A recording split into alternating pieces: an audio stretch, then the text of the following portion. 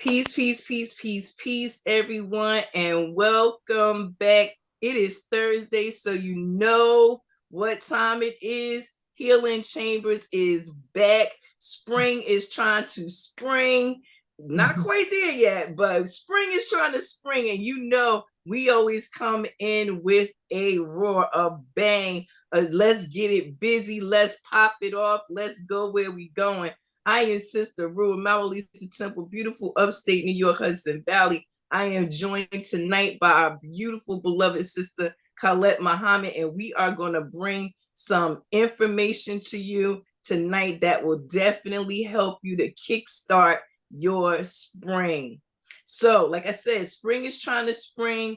We all coming off of this, long winter. I don't know how everyone fared, but what we'll be talking about tonight is something that can help us not only in the winter season, spring season, but all year long. So I have Sister Colette Muhammad. She'll be talking to us about canning tonight. Yes, canning, people, canning. You know how I tried to make that jam that year, y'all. It didn't go well. But but we got somebody here that can straighten us all out and get us all up on how to be able to take care of ourselves, doing something natural, doing something that our grandmothers did, which is preserving food to be able to take care of our families. So welcome so much to the platform, sister. First episode of the spring. I am so glad and honored to have you here tonight. Let's talk canning. Tell us all about you. Yes, ma'am, beloved. I'm so honored to be here on this platform, the long-awaited interview. I've been looking forward to this for quite a while now. I'm very excited to be here. Yes, spring is upon us, and so it's definitely time for us to spring forth, right? That's what we should be doing. So yeah, I'm just excited to be here. You're going to lead the way, ask any questions that you want of me. I'm at your service and your community and your audience, and I'm just very blessed to be here. Well, thank you so much. Well, I guess we'll get started with you telling us a little bit about you and how canning came into your life. So give us a little background. Tell us where you're from, how you Sure. got into this thing right here, and I sure definitely will. how you scaled it up to be able to help the rest of us folks. So, All right. so tell us Yes. a little bit about you, sis. I will, and forgive me. I usually like to greet your audience, and people, with the greeting words of peace, and typically we will say it in Arabic, Assalamu alaikum, greetings, peace, welcome, all that good stuff, right? Yes. Um, so yes, so the first question I believe you mentioned was how I even got into canning, right? Was that your Yeah. first question? Well, a little bit about you first. Tell us about you. Oh, me. So yeah, I am just your sister. I'm your sister by nature. And I'm a wife, I'm a grandmother, I'm a mother of three daughters, adult daughters, and four grandchildren. I've been a stay-at-home, somewhat stay-at-home everything. Okay, I can't just say stay-at-home wife or mom. It's just been everything, right? For quite a while, not too long, maybe just about the last 4 years. I came out of the workforce to homeschool my grandchildren. So I've been doing that. But some of them have returned to school. So I'm just like, okay, I got to fill my time up a little bit. So a little bit back into the workforce, whatever. That's working out for me pretty good. So I can kind of set my own hours. But yeah, I'm just, your average sister, live in the urban cities. Upstate New York here, where we got 4 seasons, 4 beautiful seasons. They all got their pros and cons. We were talking about that earlier, before we got onto the interview. You got your spring, your summer, you got all these pros and cons with all of them. But we're blessed that we're able to get all of them. So, getting ready for this spring, hopefully that the summer comes sooner than later. And so yeah, that's just me. I'm just a little kind of your average sister. I'm a people person, love to engage. I love to do anything that I can to uplift my community in particular, um, the world at large. But, we definitely want to start with our own first, because we can't be trying to help nobody else if we're not helping self, you Yeah. know. starting with self, starting with our homes, starting with our neighborhoods, our communities, and then we deal with everything else after that, right? So that's what I'm all about, really just trying to help uplift our communities. Wonderful, wonderful, wonderful. So let me just let you guys know, for those of you who follow MaWu Lisa Temple, you know Saturday is unread, and I will be bringing the sisters book. Let me let you know, y'all. This is a little. I just did something recently, sis, where I talked about how the little books are the bangers. You know, the little books hold so much information, and it's less intimidating when you find it in a format like you've been able to do here. Look at that beautiful picture of her in the back, y'all. But okay, so tell us about this canning journey. Tell us about canning. What is canning?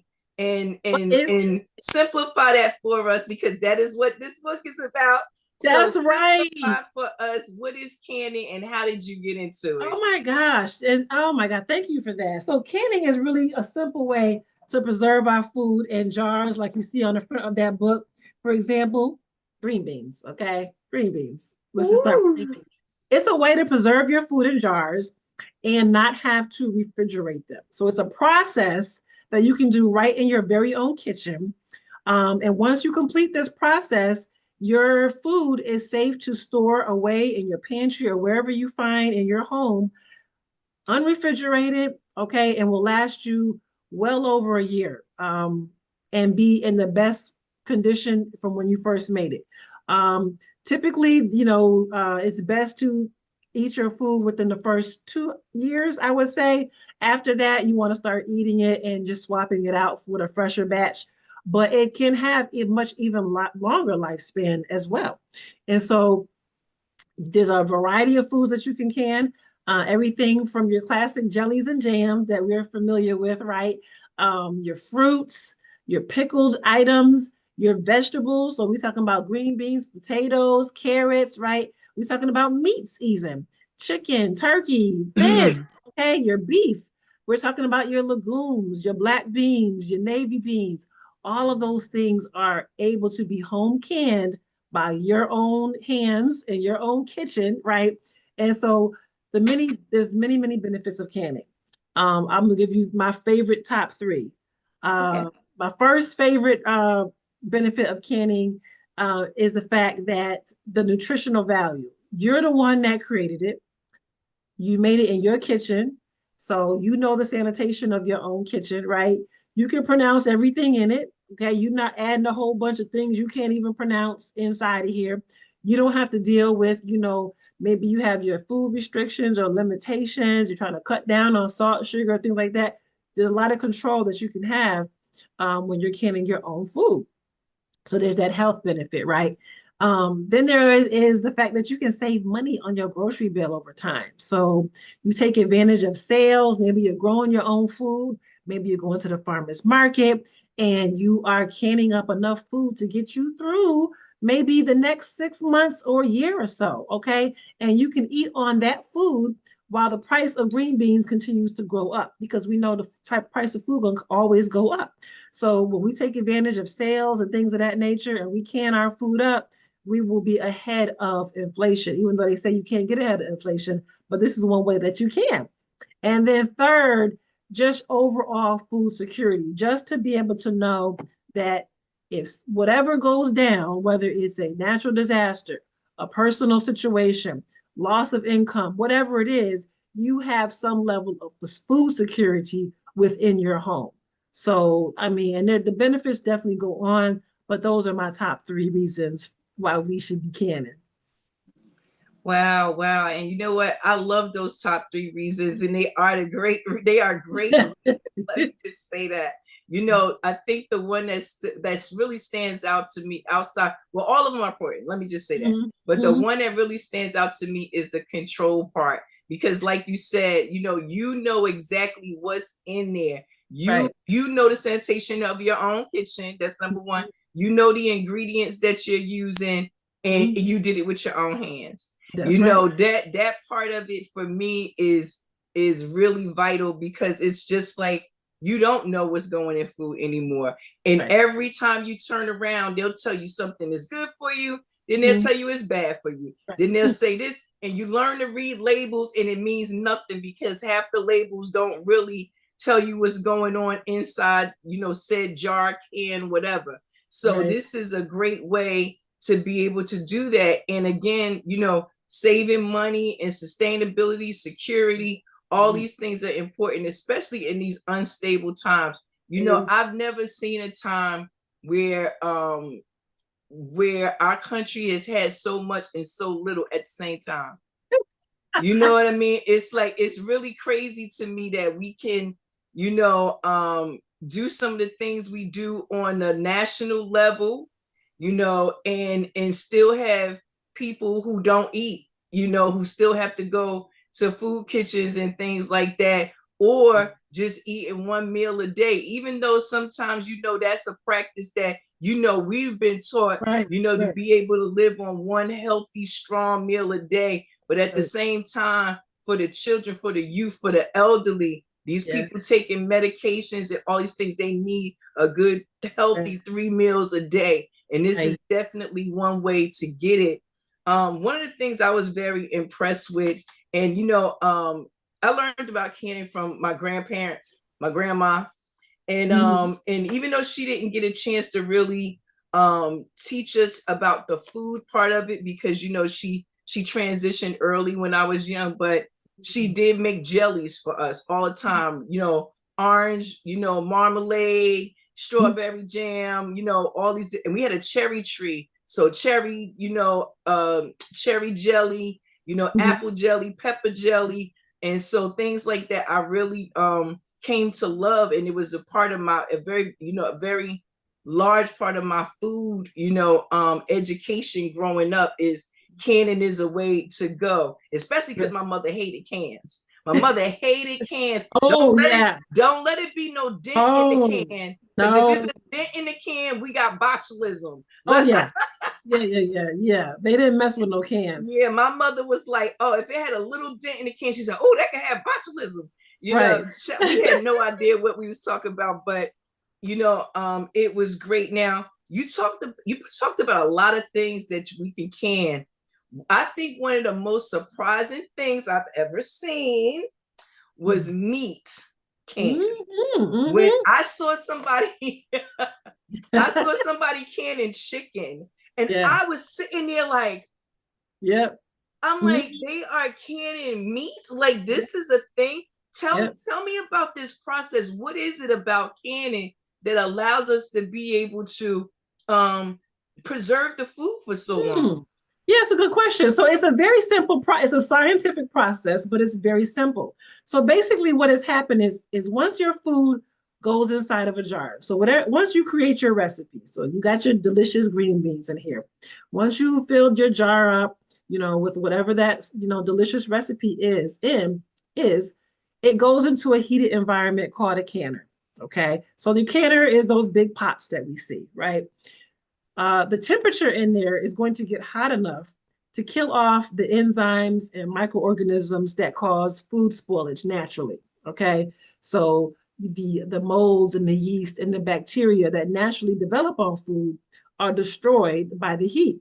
So once this goes into the canner, it heats up and it heats for a certain amount of time. Every food is different. So some recipes may say it needs to stay in that canner for 10 minutes, some 20, 40, 90 minutes, depending on the level of acidity. Okay. So depending on the level of acidity will determine how long it needs to actually process inside the canner. Okay. So now once all of those enzymes are destroyed and the time is up, they come out of the canner. Now we're still in the process, okay? So as it starts to cool, this lid that you see on here eventually creates a hermetic seal, okay, where it seals onto the jar. So all of the air has been pushed out, and then now a seal is created. And that is what will prevent any air getting back in there, any bacteria developing, nothing. So it's now preserved, okay? And that's it. Okay. So basically, real quick, your food goes in the jar. It goes into a heated environment called the canner. The canner heats it up for a certain amount of time. It's pushing out air and it's killing off bacteria. Comes out the canner, it starts to cool, and as it cools, it creates a seal. And that is it. Okay. I Wow. teach in a simplified way. I get to the point. Yes, yes. Well, it is simplified, y'all. Simplified. Now, so when you're doing something like meat, it is basically cooking it already, or do you still have to cook it when you get ready to open it? So no, anytime you can something, it is fully cooked. It is ready to eat.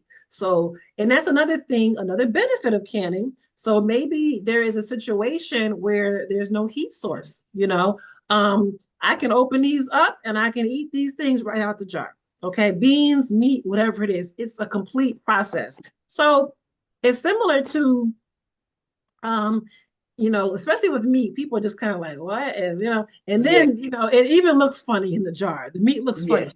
So, but the reason the meat looks funny is because, so now there are some meats that they sell in the store. You got your tuna fish, you got your chicken, they sell, the chunky chicken and stuff, but we got labels around them and you can't see inside the can. And you open them up, it's not the most prettiest sight in there. You got to do something with it. But it looks when you see it through the jar, you're just like, what's happening here, right? But it's the same process of when you buy canned meats in the store. You could open those up and eat them right away. Right. Nothing else they're fully cooked, right? So it's the same process. You could eat them right out the jar. I asked that question for my meat eaters because I know a lot of people, even when I was talking about bringing this topic to the platform, we were talking about the meat part of it for the people that do eat meat.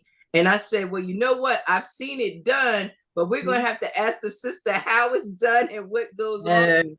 Yes. I've seen people even do meals inside of jars, like a chicken noodle soup Yes. or a turkey soup, Yeah. something like that. So, are there foods that shouldn't go together when you're canning them? Like, for example, I heard somebody talking about doing cabbage and potatoes together.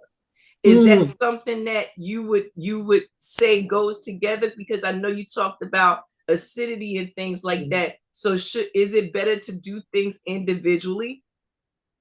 Yes. Not everything is cannibal or should be canned. So, everything, all the recipes that I use are used from tested recipes. So there are a variety of books out there, canning recipe books that you must or should go by. They're going to tell you exactly what type of jar to use, what type of canner to use, how long to process it. Yes, those are my three favorite, but there's plenty out there.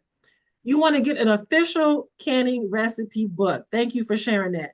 Um, because it's important to know what foods are safe to can and what are not. You don't want to be coming up with your own recipe and figuring out what you can mix because you didn't do the science. They've done the science for you. And that's what makes those books so amazing. They're super easy to follow. But yeah, cabbage and potatoes. If I had to guess, it could be done. It could be done. You just got to find a safe recipe as far as what you need to do to make sure the acidity is proper and how long you need to process it for. Okay. Yeah. Now let me ask you something about things like rice. Hmm. Now, can you do that? Like, how people make rice and beans, or put beans and things together, all these things. Do you put those kind of things together, or do we keep our rice source just sealed, nice and vacuum sealed? Because that's how I like to do Yeah, mine. yeah, that's pretty much the way to go with the rice. I'm not gonna say you're not gonna find nobody doing it because there are people that do what they do, Um, Right. and I only say that because it is important to be aware of that. There's two canning communities. So there's the by the book community, and there is the not by the book community. And so the by the book community is going to go only by what the rest safe, tested, proven to be safe recipes. Then there are other people out there that's just doing their own thing. They're okay with it. That's on them. So you want to be mindful of that, especially if you're a beginner. And if you're getting your information online, you need to find out if those recipes are tested recipes or not. Please use tested recipes, especially when you're first starting out. But rice would be one that I would say no for a couple of reasons. It's a very low acidity food.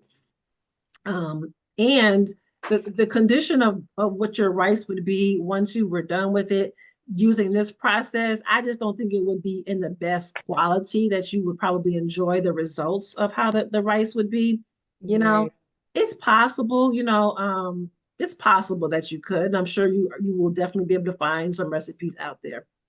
I definitely, like I said, I've seen the I guess outside the community folk doing things like mixing things. And and I think, just listening to their content, a lot of times I think they're doing things for shorter term storage, like soups and things like that. And again, I agree with you. Listen. If the rice is going to be there, the rice got to be nice. You can't Yeah, have it all mushy or yeah, all yeah, it's these other definitely different gonna things. be So I definitely agree that probably wouldn't be the best consistency. But right. now I was looking at the part here where you talked about acidity and you brought that up again. How do people learn about the acidity aspect of your work now? Because I saw in here you mentioned it, but you didn't go into a lot of detail. So when you teach your in-person classes, is this Mhm. something you go into a little bit more?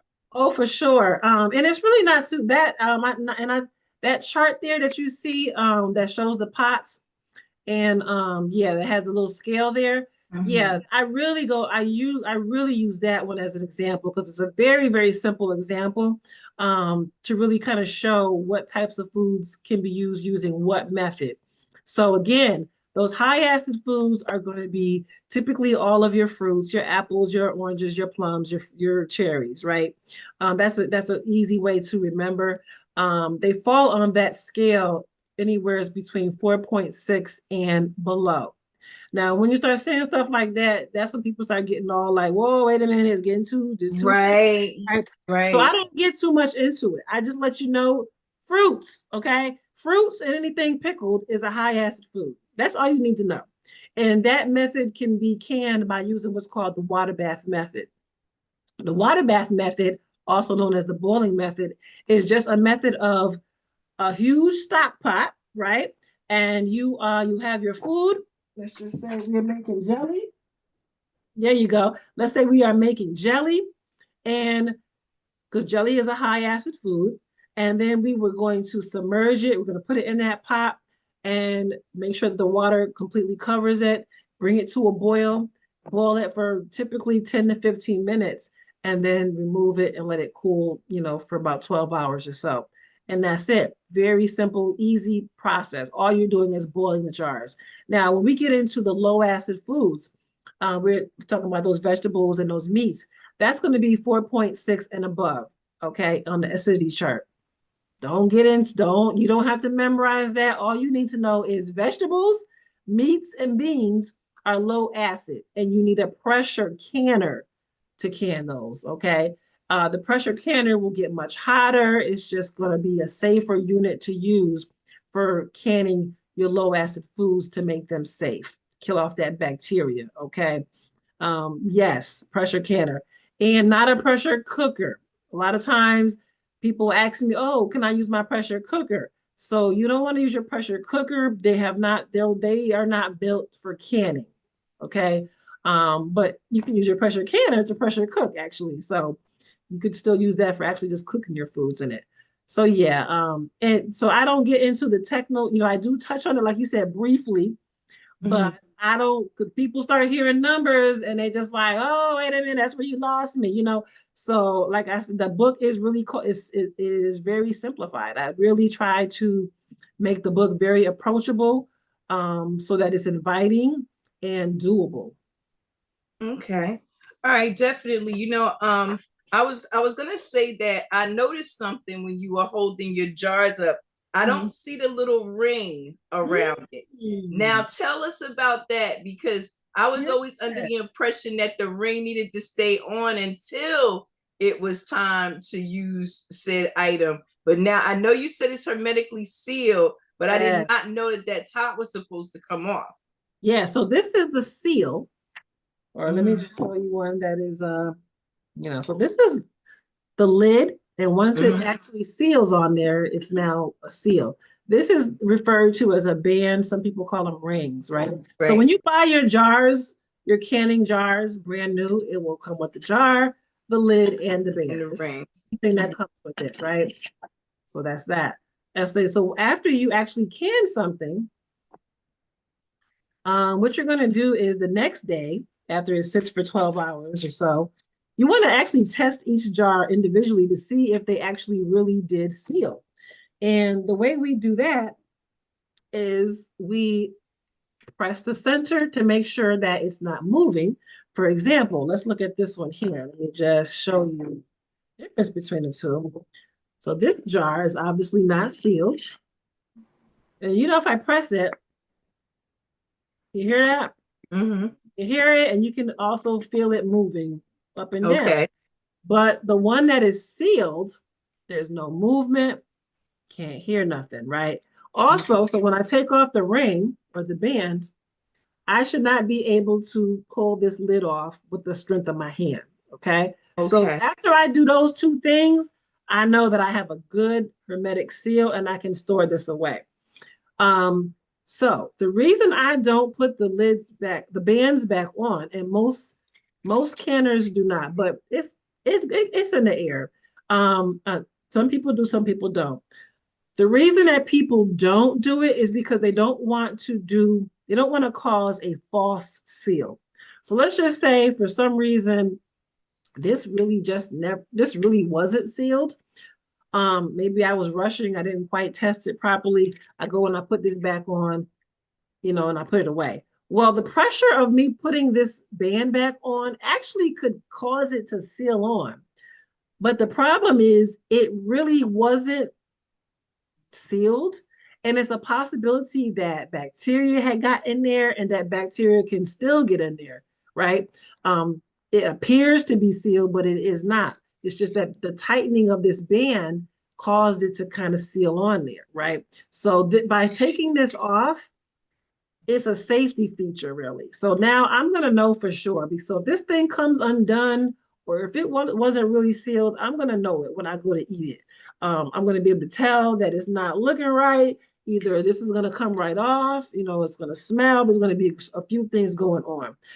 Now, for some people that do keep them on, what they will do is they will just have it on very loosely. They won't tighten it. It'll be on super loose, so where it's still kind of moving. And then, it doesn't really put any pressure onto the lid. Okay. Yeah. Okay. Good question. Because that was one of the things. I had a false seal before.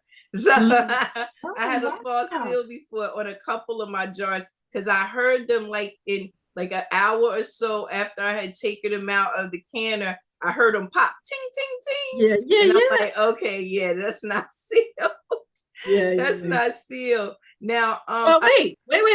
So the pop sound is what you want to hear. So the ting sound is what you want. When you hear the pops, then you know that it's in the process of sealing. Right.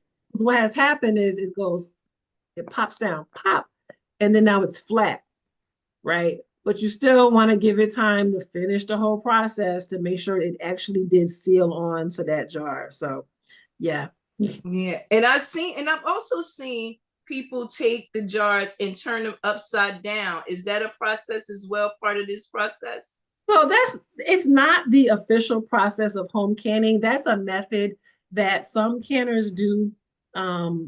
Just something that they picked up through their times of being passed down through generations and being taught that way to do it. You won't find that method in the official food preservation instructions, but I have seen that. I don't do that. I didn't learn that way, and that's not how it's instructed in your official food preservation instruction. So the National Center for Food Preservation does not instruct it that way.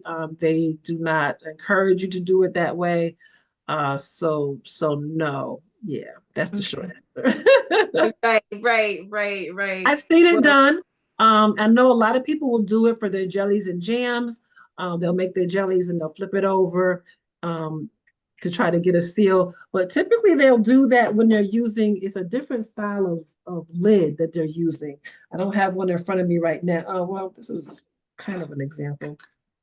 So instead of using like the two-part lid, they're using just the one lid. It Oh. has like a rubber seal there. And it's just like a method to where they'll just put this on and they won't have this lid. They'll just have this. So basically, for example, let's just take this off. They don't have the two part. They just Mm-hmm. have this. And they put that on. And then supposedly by flipping it over, the heat is supposed to like kind of get to the bottom of the lid on that little rubbery part and create a seal. You know, yeah, I don't And practice. that one you would end up leaving on because it's only one piece. Right, right. That's true. Right. That's true too. So yeah, there's a few ways I've seen it done where people have flipped it over, but that's kind of just a kind of maybe I would say I don't know, maybe like an old school method that you may be seeing, and they're just continuing to do it because that's how they learn how to do it. So Right, right. Absolutely. Absolutely. Now, I did want to ask you something because I mentioned soups and I'm a big soup person. So, can you tell us a little bit about preserving fresh vegetables? Because in your book, you show some beautiful green beans. I don't know where you got these beautiful green beans, but they yeah. are beautiful. Mhm. But I wanted to know, like, so let's say, somebody wants to make a big pot of tomato soup Mhm. and they want to be able to preserve some. Is that something that they can do with this process as well? Definitely, for sure. That's So, probably like one of the preserving tomatoes is probably one of the number one or top three foods that people can because there's okay. so And much so to do what with. so since you're not cooking the soup, it's already made. What is there a big difference in the process, like in terms of, putting it in the canner and how long it would stay because again, it is already cooked. So some recipes do actually call for you to do like a pre-cook situation. Okay. Particularly those longer recipes like those soups and those tomatoes and things of that nature, where there is a quite a bit of a pre-cook process before you even jump into the canning process. So for instance, when I'm making my navy bean soup, after my beans have been cleaned and all of that and soaked, then there's like a pre-boiling thing that goes on for about 30 minutes. So they're boiling on like a low medium boil for 30 minutes. And then as we add our vegetables, there's another 15 minutes of that. Maybe I add my tomato paste, another 5 minutes of that, and that all cooks down. So then we start to fill our jars up with the beans and the liquid, the broth and things of that nature. Then we get into the process of processing it probably for 75 to 90 minutes. But there's quite a bit of pre-cooking that actually does go on. And so the Mhm. same like some of the tomatoes and things of that nature, there is some pre-cooking. Now, some things there isn't. Like when you do your green beans and your carrots, it's right into the jar they go, and then you can just go ahead and jump right in to the canning, the pressure canning. So it definitely depends on what the recipe is. Some foods do require a little bit of pre-cooking. Okay, okay. That's wonderful to know. I hope everybody is getting this information. Yes. And look, I'm telling you, you have to get this book. I'm going to have more information on this book down in the description. And also on Saturday on Unread, we'll be putting that information up again. Make sure that you get with this sister because listen, we all could benefit from better food. And you know what? It's nothing like doing things yourself. Now you Right. mentioned the different kind of canners, right? Do you have a favorite? Mhm.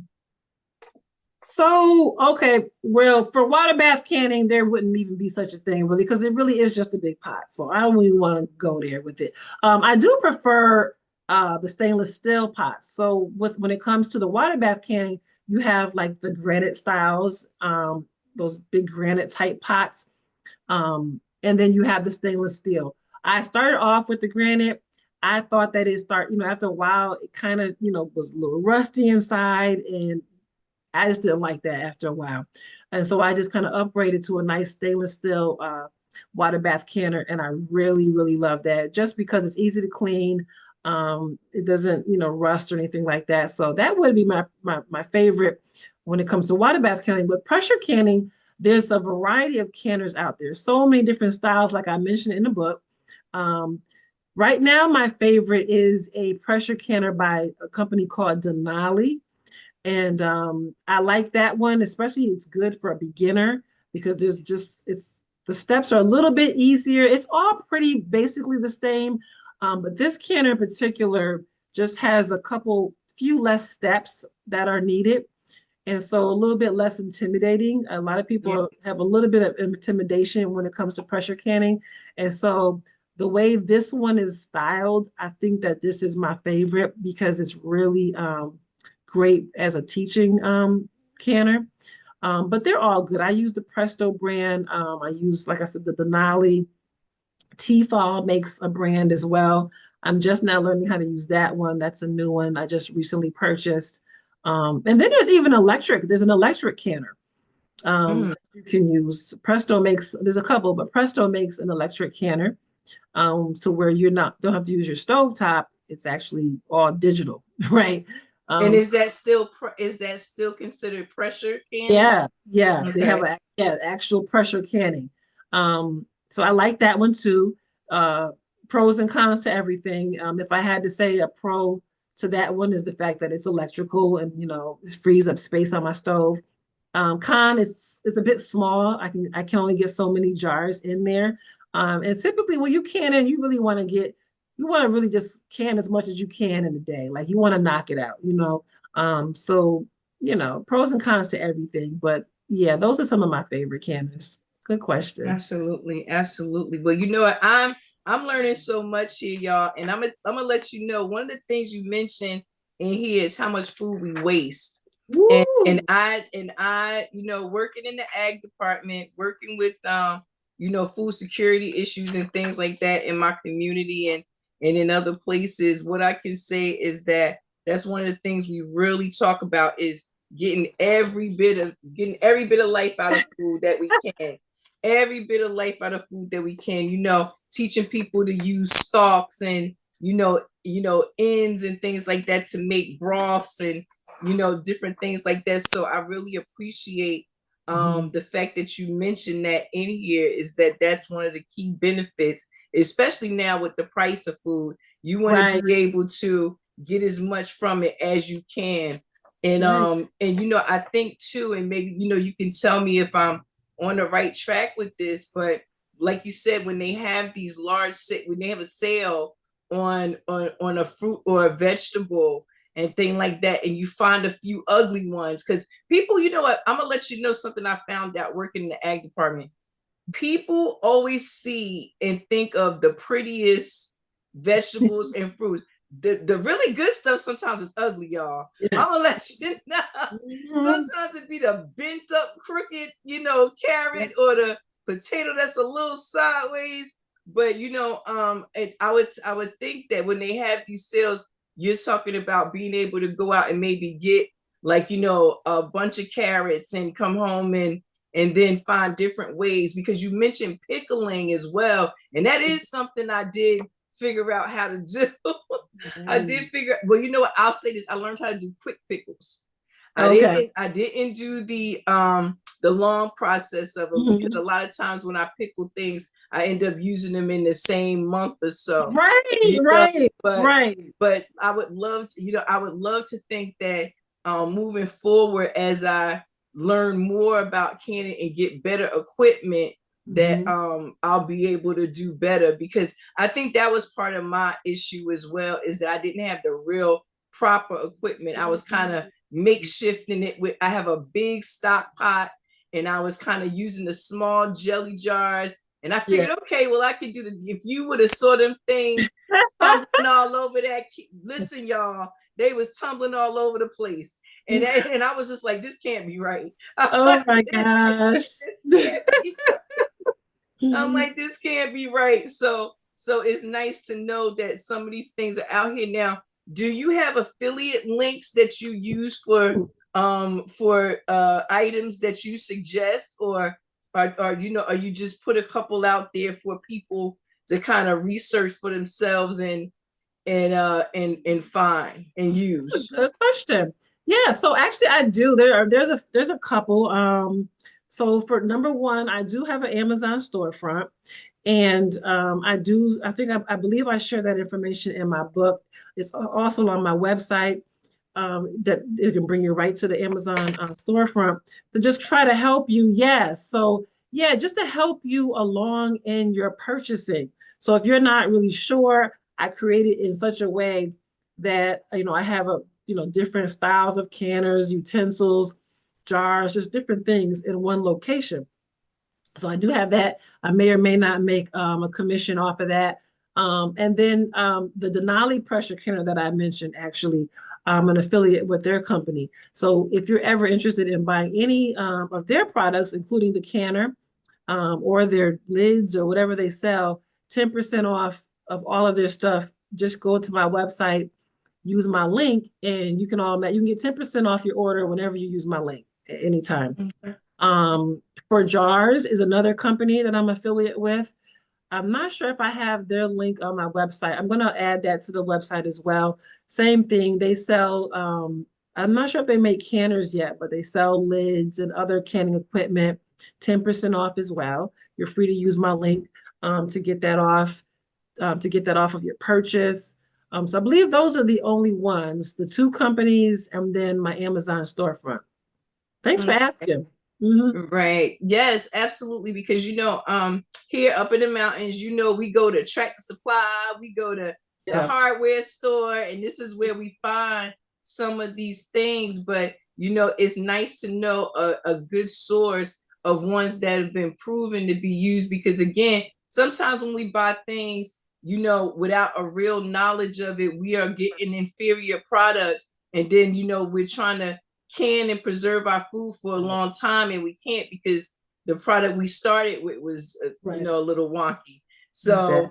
just being able to have the benefit of uh having your expertise on what we can use is wonderful. I appreciate that. So Mhm. now I wanted to just ask you about you mentioned in here the fun activity to do with the young people. Now I heard you say you have grandchildren. Is this Mhm. something that you practice with your grandchildren? Because in homeschooling, I did a lot of cooking stuff too to be Yeah. able to incorporate science and math. So is Right. that how you were able to utilize this as well? I was actually, and I think I might have featured my grandson in the book. I'm trying to remember if he's in here. I may or may not have, but that is another benefit. Something fun to do, pass the time. No, he's not in this one. But once there was, we made applesauce together once, homemade applesauce, and then we canned it together. But there were so many lessons involved in that activity. So we're talking about apples. Where do apples fall on the food chart? Different types of apples. We're dealing with math and measurements, right? We're dealing with science. We even dealing with home economics. We're dealing with economics in general. Because after we made the applesauce, I had them to create their own labels for the jars. So they Yes. designed their own labels, and then they stuck their labels onto their jar. And then they were thinking about, oh, we could sell this, it get the mind going. So just to see them create a product and then say that they could sell it, that I loved to see that. I was all for it. So yeah, it was a fun activity, something to do, and the children got a lot out of it. Definitely one, this is a supervisable thing. You just need to supervise, right? Absolutely. But they did the majority of it. I just once it was time for the stove, I kind of took over from that point. But they loved the whole idea of chopping up and smashing their apples. I mean, it was super fun. Right, right.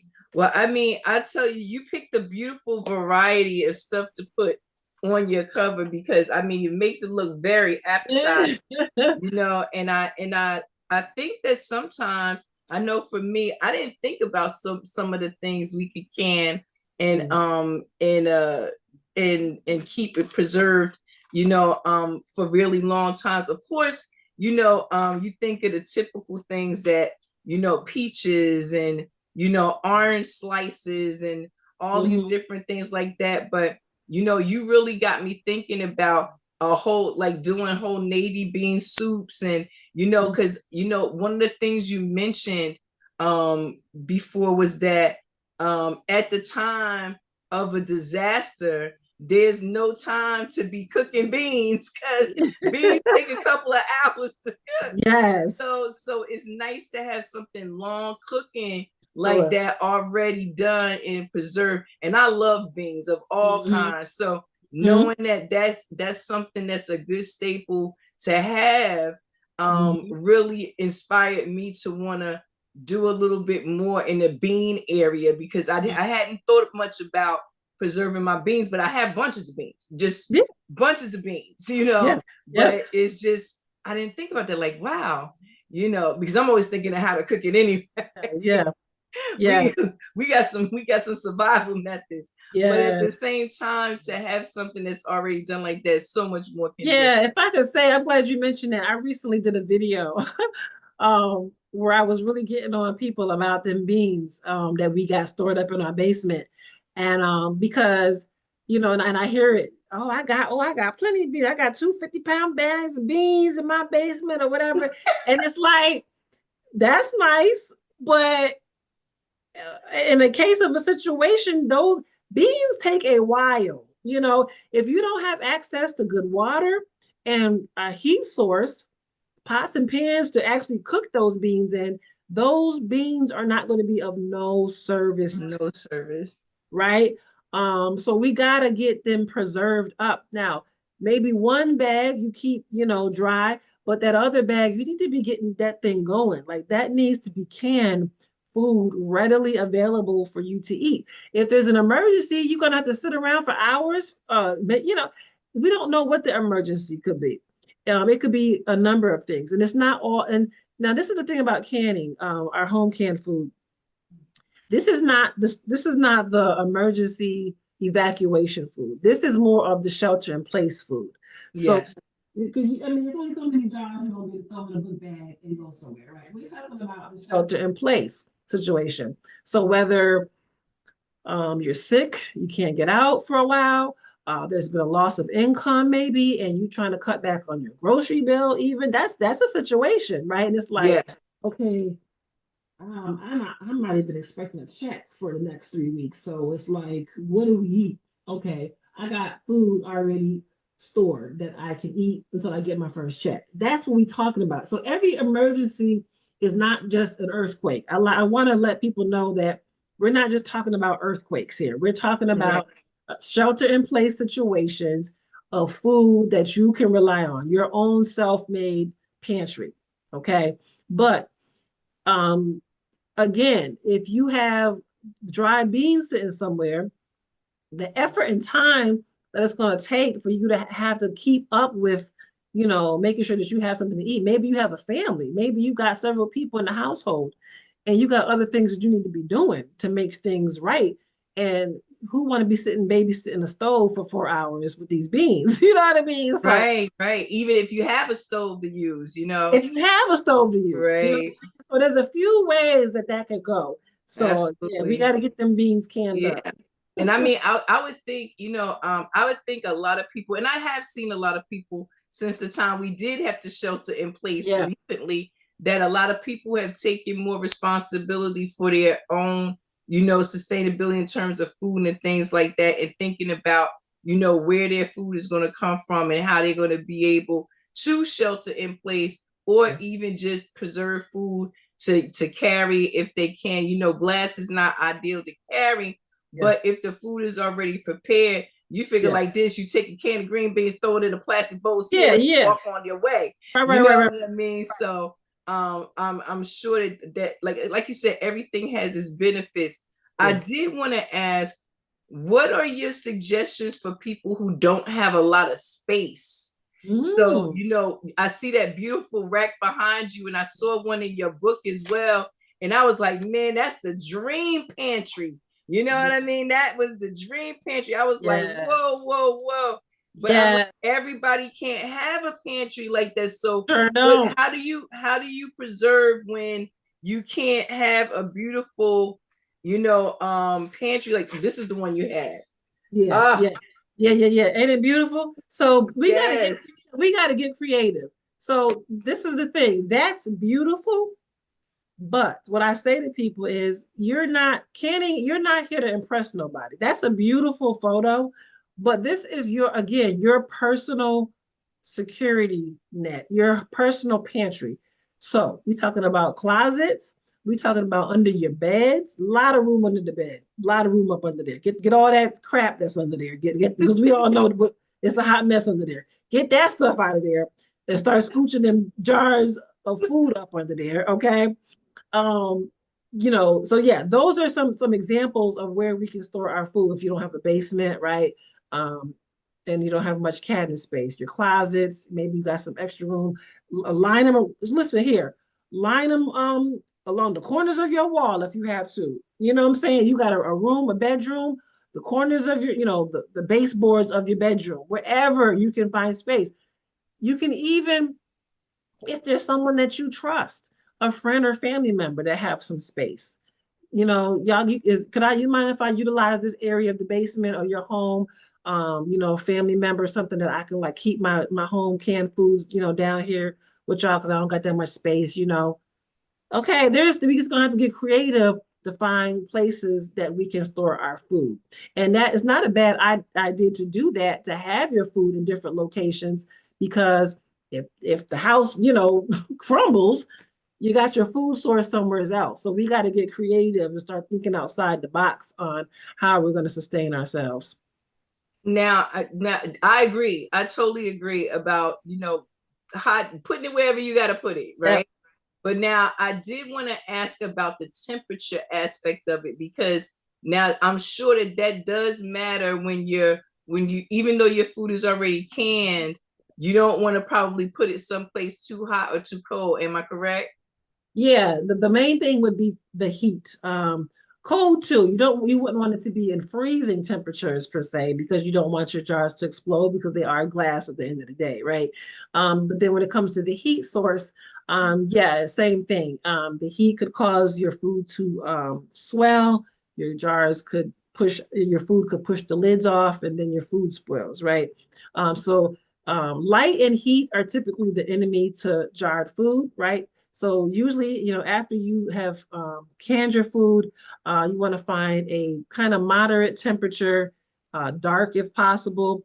For instance, a lot of my stuff goes in my basement. However, we're down in that basement doing all kinds of stuff. We're doing laundry down there. We got going down there to get stuff. So the lights are on all the time down there, right? So what I do is I have like, a sheet, a tarp, a blanket that I put over my jarred food just to keep the light from constantly hitting the food.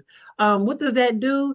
Well, it just kind of it quickens the breakdown of the food. So when there's constant light on the food, it can break this food down quicker.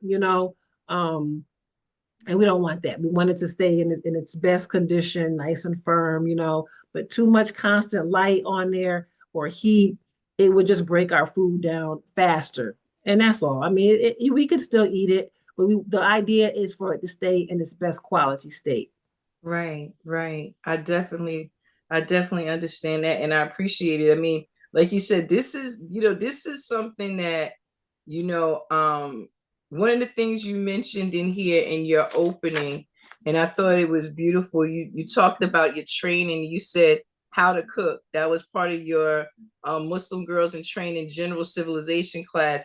And when I was young, we had home economics, and it was they talked about things that we just don't talk about anymore, and they are so beneficial to us, and they're still going on. There are people, now everything I think is kind of getting more light because of these situations we had as of recent. Mhm. People are trying to farm more, they're trying to grow things at home more, they're doing things like canning and homestead and all these different things more. But some of our relatives in the South and in other places have been doing these processes since great great grandma taught them how, and this is what everybody do. It's like the good biscuit recipe. Mm-hmm. Everybody get it. It's passed down. But I Yep. would love to, just as a grandmother myself, I think about things like teaching the youth how to do things like this, because food security is a real issue. Mm-hmm. A lot of people, especially in the urban communities, live in what we call food deserts. That Right. means we have one or two stores for 7 or 8 project buildings. And it's Right. like, where are you going to get your food, if these stores can't supply it? So, Mm-hmm. just living in environments like that puts you in survival mode. Mm-hmm. Something like this can have you feel a little bit more secure because you are already prepared. Right. And you did mention that a little bit in the back about, just being prepared for disaster and things like that. And like you said, that doesn't always mean leaving the house, but Yeah. it definitely can mean sheltering in place. Like I said, y'all, this book is small, but it's mighty. Mm-hmm. As I find most books to be like, sometimes these small books just be the ones. They be the bangers. And you put your strawberry jam recipe in the back here. Yes. Yeah.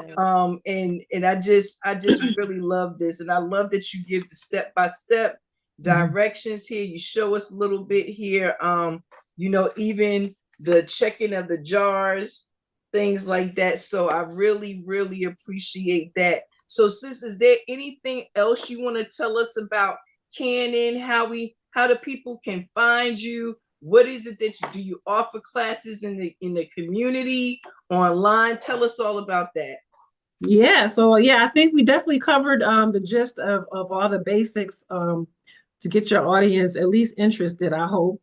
And so if anyone is interested, so some of the service products and services that I offer are, the book, of course, it's definitely designed for the beginner in mind. Very simplified. In this book, I talk about, what canning is, how it works, the different foods that we can, the many benefits of canning, the types of canners that we need to use, and the equipment needed to get started. And we covered a lot of that today, which was awesome. So, that's something that you might want to get your hands on as a reference. I do have a website that you can reach, www.canningwithcolette.com. And so all of my products and services are on there. The book is on there. Yes, I do offer classes online and in person. So I travel. So I'm in New York, but people have me going as far as Atlanta, Connecticut, and different states where I come. And I teach in person. I do group teaching live, but also online. So a lot of times people will book private groups, canning workshops. So like maybe you have a sisterhood or a brotherhood, and you're like, hey, this would be fun to learn. People will book me, privately, and then I will teach them online, send you the instructions on how to prepare, send you the recipe, all that good stuff. And then we literally can together. And so I meet the most amazing people in those workshops. Been doing that going on 5 years now, teaching online with these workshops. I also have a course I created. So it's a digital course, several videos that I put together that you can consider getting. That's also designed for the beginner in mind. It's a little bit more engaging. So you have some videos in there so you can kind of see some processes a little bit better than just something on paper in a book. So, we all learn differently. So some of us will read a book and that's all we ever need. Some of us will need to see some videos and that's all we need. Then there's some that are like, you know what? No, I need you to walk me through this, right? Right, So, right. okay. And that's all, so, and I cover all of those. So whichever that person is, or maybe you need all of those steps to get you, to the point where your confidence is and your understanding is where it needs to be. I'm here for all of it. So please, please visit the website, look around. Again, it's www.canningwithcolette.com. You can also find me on social media, Instagram and Facebook, Canning with Colette, YouTube, Canning with Colette, TikTok, Canning with Colette. So yes, that's where you can find me. Yes, she is all over all the platforms. I'm loving it. I'm loving it because Yes, getting ma'am. this information out there, sharing this information, first of all, is so selfless. Let me just say that because you don't have to get out here and show people how to do these things, but the fact that you are and you do it in such a beautiful and simplistic way, you make everyone feel comfortable and just like they're just talking to their sister, and it's really amazing. And I'm really proud of you and excited that I was able to have you here to talk to you about this wonderful offering. Guys, when MaWu Lisa Temple get ready to do something in person, we're gonna try to get it here. So just know that we're gonna try to get it here so we can not only try some of her best recipes, but also get to learn a couple for ourselves. Yes. I think that would be a fantastic offering, a fantastic day, and a fantastic way to spend some time together. So again, we are talking with Sister Colette Muhammad. This is What is Canon Simplified, a beautiful offering of a book, small and powerful, just like she is small and powerful, and just bringing us all this great information. Sister, I'm so glad to have you here on, again, the first episode for the spring of 2025, having you talk about canon, getting ourselves moving forward. Are there any things that you think should be canned during the spring? What kind of things do you can during the spring? So it depends on your geographical area. So, we all gonna have to figure out like what is gonna be blooming soon and things of that nature. So it just really depends on where you're living. For me, I usually around this time, I'm looking for whatever berries are about to start popping out. Usually by Mayish, we got the blueberries and the strawberries and things like that. But it's a short season for some of those berries. Some of like the strawberries very short here in upstate New York. It just depends. So a lot of the strawberries that we see at the farmers market, they're coming from other places. They're not local, right? Right. But you do the best you can.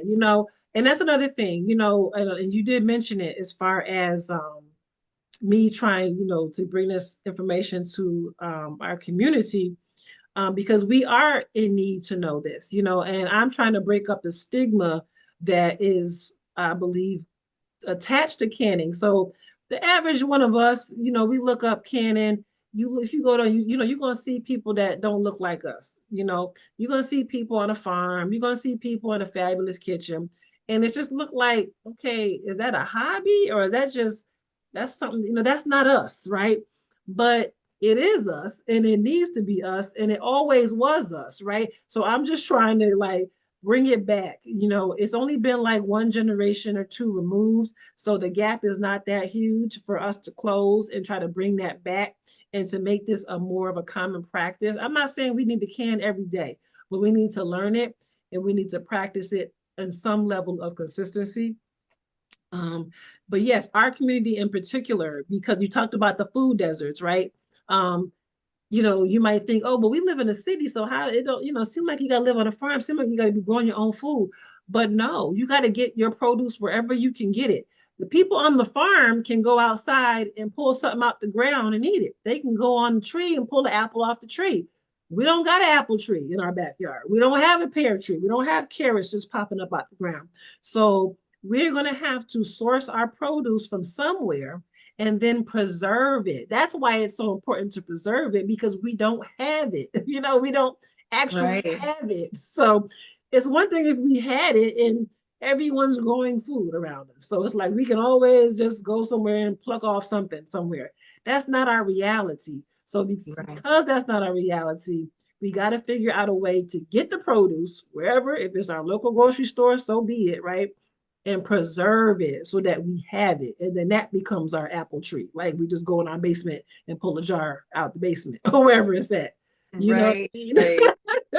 Absolutely. And I think that's a great tip and a great closer there, because it is important, that we realize we can do these things, in spaces that we usually wouldn't see them in. And it's not because we haven't always been that. It's just that, like you said, it's been far removed from us. Not too far, but far enough for us to need to come back and have beautiful people like you guide us back in gently and show us how to do things. I'm so excited because there's so many things I want to try to do. I love roasted peppers and all these things like that. So I would love to see, what that process looks like for canning and, and just learning different things about it. I did want to ask one final question though about the canning and about that process. I don't know if you've seen, but some people have oil in their jars. Is that something that's common, or is this just, people doing, is that outside community trying new things? When you say oil, are you saying like oil within the recipe or just with like in olive oil and things like that, adding that to their canning jars? Yeah, so that would be something that you're going to find in the other community. Typically, the official, Food and Preservation Association is going to not encourage that because of the risk of your lids not sealing onto those jars.